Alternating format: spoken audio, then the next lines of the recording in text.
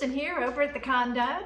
Thank you for stopping by today. It's Monday, the last day of the Memorial Day weekend, and I thought that I would share my early summer book review with you. I have 5 books I want to review.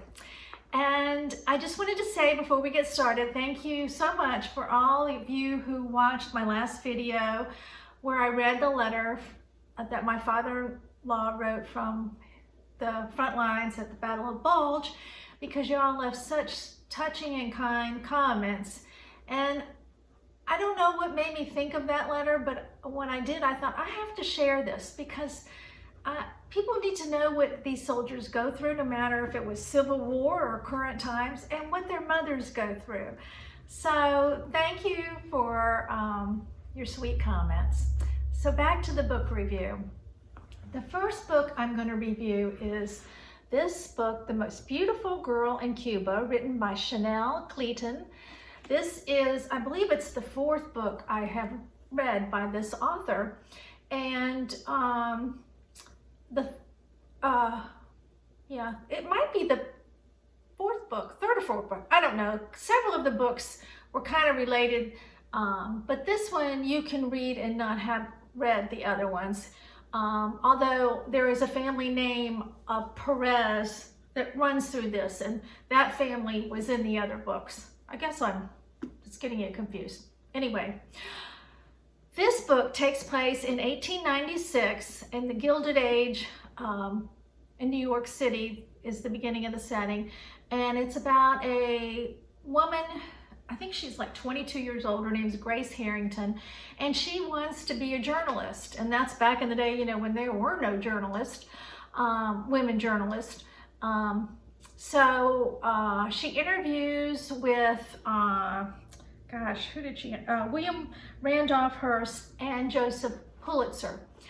And she gets the job with Hearst. And he gives her little fluff stories to write. That's not what she wants to write. She wants to write stories that impact women. So she heard about this girl in Cuba. Her name is Evangelina, who is imprisoned because the government is in the process of being overthrown. And you know, Cuba for so many years was in dysfunctional state. Their government was always being overthrown for something more independent or a more free-thinking leader or whatever. But anyway, it is a historical fiction, and I've learned a lot about Cuba that I never knew, except what I learned in school, that you hide under the desk for the Cuban Missile Crisis. That's all I knew. So anyway, I've learned a lot about Cuban history, but this woman, Evangelina, was considered the most beautiful woman in Cuba. And there was another lady, Maria Perez, the member of the Perez family that is woven through all these stories, that is in a re-education camp, but really it was like a concentration camp, and she was like a spy. She would pass information to the Americans from what she learned in the camp and around. So Grace got information about Evangelina. So the story is about how the newspaper companies, all of them, were sending people down to Cuba to report this crisis, and how Grace Harrington and her connections were able to help secure the release of Evangelina. And there's a lot in between, and it may seem like I'm telling you the whole story, but I'm not. There's love and loss, and a lot of sad, tragic things happen. It was really, really good. I never thought that I would be interested in Cuban history, but it really has piqued my interest. So now to the next book. This next book, The End at Seagrove, is just a very thin book. I think it's about 150 pages. It's the 3rd book in a series by Rachel Hanna, and she calls it her South Carolina, no, this is the 4th book, I'm sorry, South Carolina Sunset series. And it takes the main character in this book is Julie, and she lived a very plush life in Atlanta, and she'd been married about 20 years. And you know the story, the husband comes, he wants a divorce, he's got a little girlfriend, so she's devastated. So she moves to this little seacoast town just outside of Charleston. So these books take place about Julie rebuilding her life. She has 2 grown children, and so each book is a little segment of her life. And this book, Julie now has a boyfriend named Dawson, and he owns a very old historical house on this seacoast town, and he is converting it to a bed and breakfast. Well, I guess it was an inn. I don't know if it's a bed and breakfast or an inn, but anyway, the story is threaded through that, but it brings in the situations that are going on with Julie's children. Because you know, when you have kids, there's always problems going on, you know, and poor Julie, she's trying to solve them all, and she has a little dysfunctional relationship with her mother, and she has a sister that's got issues too. So it's a really good book, quick read. It's a great series, and I checked it, and I think this author is self-published. That's what I could find from doing a little research, but it's really good, and I'm sure there will be another little series book to come up. So this book is by Wendy Wax. I think she's best known for her 7-book series. Gosh, I can't remember what that series, the Beach Road series. But everything she writes is wonderful. She's one of my very favorite authors. But anyway, this is called The Breakup Book Club. And it's centered around a bookstore and these women that come together in this book club. And this book focuses on 4 people in the book club: Jasmine, Erin, Sarah, and Judith. Now, these women, of course, you know, they have men problems, job problems, career problems. So they, for whatever reason, come into this book club to get away from it all. And there are other people in this book club, like there are 2 men in this book club, but it's the camaraderie that they have in this book club. And one of the things they were talking about in the book club was, should they join an online dating service? So the book kind of centers around what happened when they did that and how they resolved it. And I hesitate to tell too much, because in my last book review, someone said, well, now I don't need to read the book. So I guess I said too much. But I can really see, she does not say in the notes or anything on this book whether this will be a series, but I can truly see that it could be, because I think each book she will put her focus more on each character. This book, it seemed to me, she kind of was evenly maybe introducing you to the characters, Jasmine, although I think she did focus a little more on Jasmine, but not sure. But I could really see it being a series, and these women in the book club and the other people that are in the book club. And you know, when they go to these book clubs, they have some wine and refreshments, and they talk about the book, but then they start talking about life. And there's this good-looking guy in the book club. He's a EMT guy, and emergency medical technician. And somehow or another, I think he's going to work in there, because they're doing something and he took off his shirt, and one of the girls was like, oh, he's so good looking. I don't know. That's why I think this is going to be a series. I really do. So please read it and let me know what you think, and if you think it's going to be a series. Well, moving right along, we have Mary Alice Monroe's book, The Summer of Lost and Found. It's hot off the press. I think I have read just about everything that Mary Alice Monroe has written. And this book is a continuation of her Ocean Boulevard series. But if you haven't read any of those books, you can still read this. She absolutely does a wonderful job weaving it in. You don't even realize you've missed other books, but the other books are wonderful.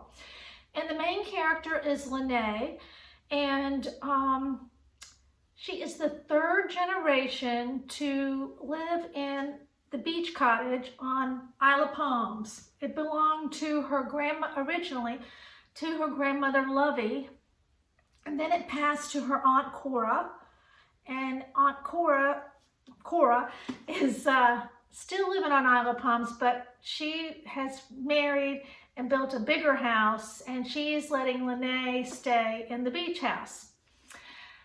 So the book starts in March of last year. So you can guess what the topic was, pandemic. And when I first started reading, I'm like, oh man, I don't know if I want to read a book about the pandemic. I lived through it. I don't want to talk about it anymore. I'm over it. But, you know, because I knew it was Mary Alice Monroe, I'm like, okay, all right, I'll stick to it. And it wasn't bad. She really worked it into the story nicely. And like I said, Lene is the main character, and she worked at the aquarium in Charleston, and she got laid off because the aquarium had to close quite naturally because of the pandemic.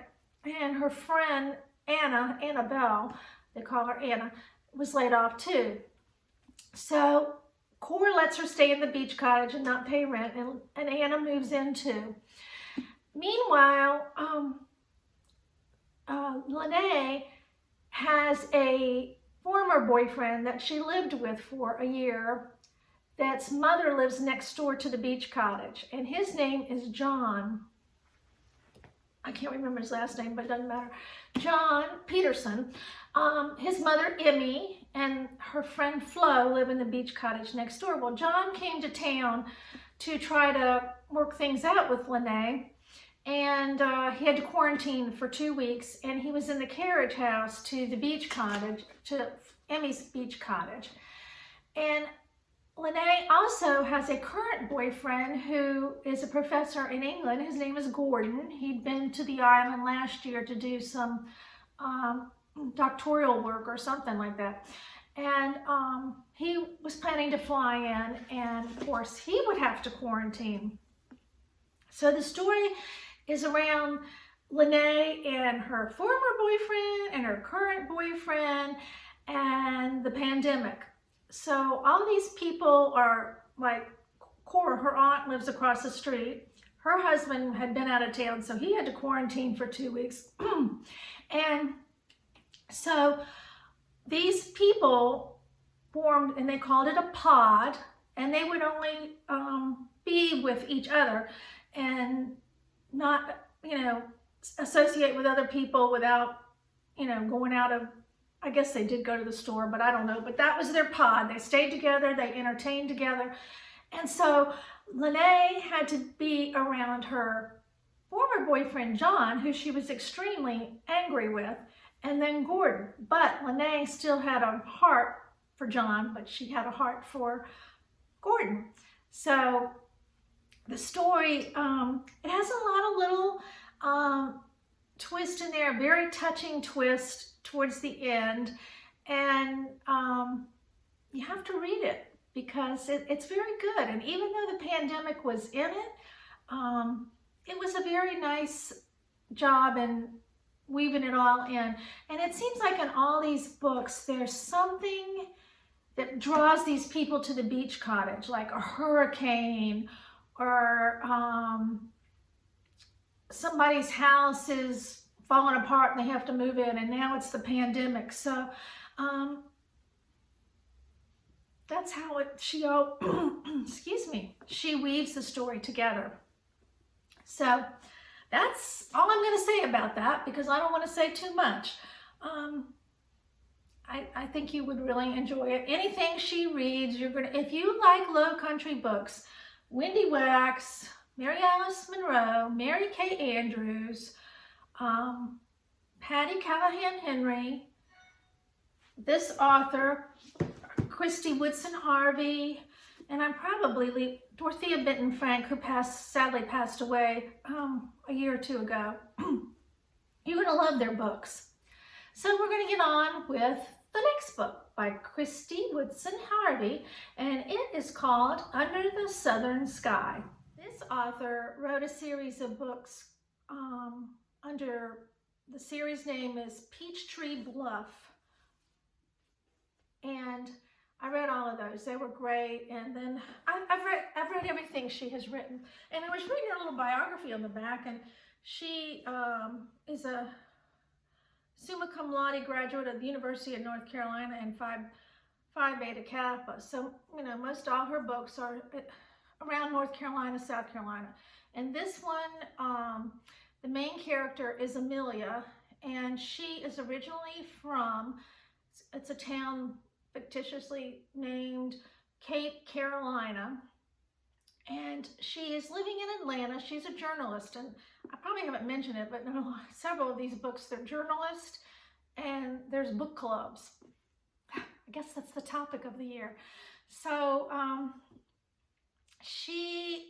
her husband she came home from work one day, and she caught her husband being frisky with another man. So her marriage was ending, and so she just immersed herself in a new project that she was going to write about, and it was what happens to frozen embryos once no one wants them anymore, once they're ready to be terminated.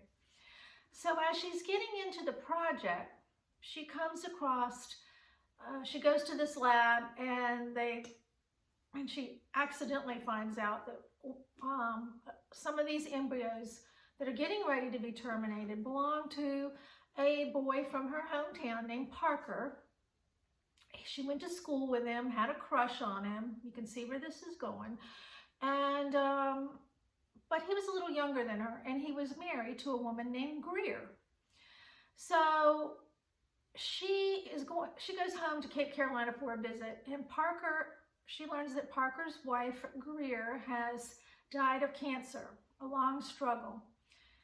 And there's a storyline in there that I'm not going to tell you about because it's funny how it all comes together.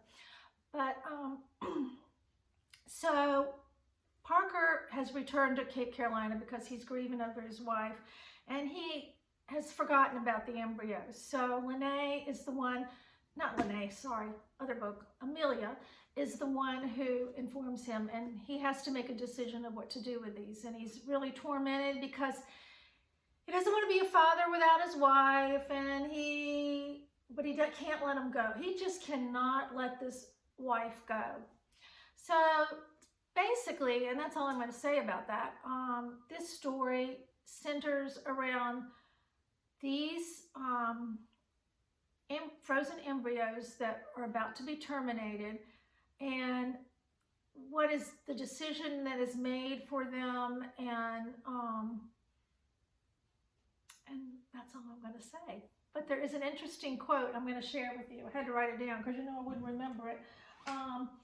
At the end of the book, there's a quote, and I just thought it was so good. It says, "The family you were born into and the one you choose is always closer than you think." And I just thought that was a very good quote. But it was a very good book, and there's a lot more, of course, in it. So don't think that I've told you the whole story, because I haven't. I think I may have mentioned it. One of my viewers one time said, "Well, now I don't have to read the book. You told too much." So it's a fine line, you know, it's a fine line in trying to get you interested in the book and not telling you enough to be interested and telling you too much. So I hope I haven't told you too much, but I'm quite sure I haven't. Anyway, I just want to thank you for stopping by for the book review. I know it's not everybody's cup of tea. A lot of people just don't like to read, and that's okay too.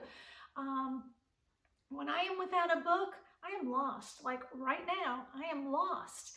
And tomorrow a book comes out that I have downloaded to my iPad. So I'll start on that. But I am truly lost when I don't have a book. So I hope you all will go to your library or order these books or borrow these books from somebody and read them, and let me know if you've read them or going to read them, and you enjoy the beginning of your summer. And summer is about laying back, getting a little sun, enjoying life, and reading a good book. So you guys do that and stay in touch with me about what you're reading, and I really do appreciate that when you do that. I add them to my Amazon wish list. So you take care, and I'll see you next time. Bye.